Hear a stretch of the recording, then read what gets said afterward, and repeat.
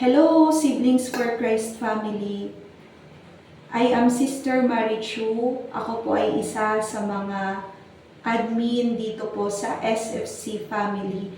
At isa rin po ako sa official worship team member ng SFC worship team.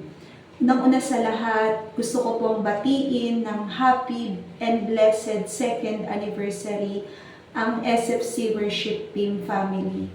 At gusto kong i-congratulate ang ating BM na si Ate Mega and ang ating admin dito sa ministry na ito na si Nanay Amelia.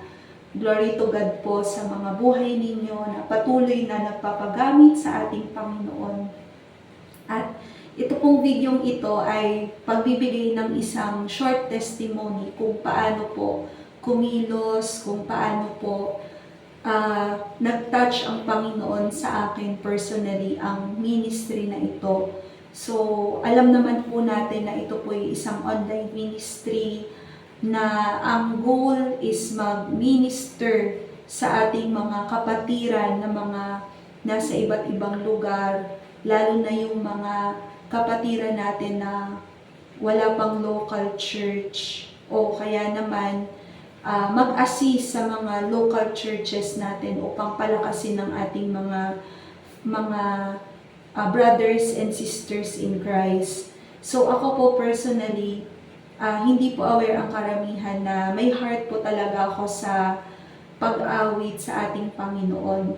And para sa akin, ito po'y nakatulong na i-encourage ako sa aking buhay Kristiyano, lalo na nung mga panahon na down ako, lalo na nung mga panahon na nalulungkot ako, umaawit lang ako sa Panginoon and nalilift up ang aking spirit. At nagpapasalamat po ako sa opportunity na makapag-testify sa inyo dahil po sa online ministry na ito. After 7 years, nakabalik po ako sa pagko-choir sa aming local church. Ito po yung naging training ground sa akin ng Panginoon para magbigay sa Kanya ng makalangit na awitin. And I take it as a privilege sa ating Diyos na magamit para sa Kanyang kalwalhatian.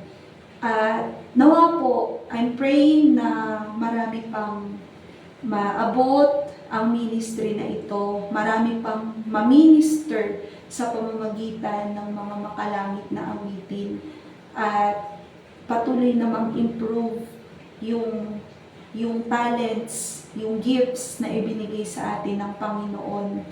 At again, congratulations po sa SFC worship team at muli akong bumabati sa inyo ng happy and blessed second anniversary.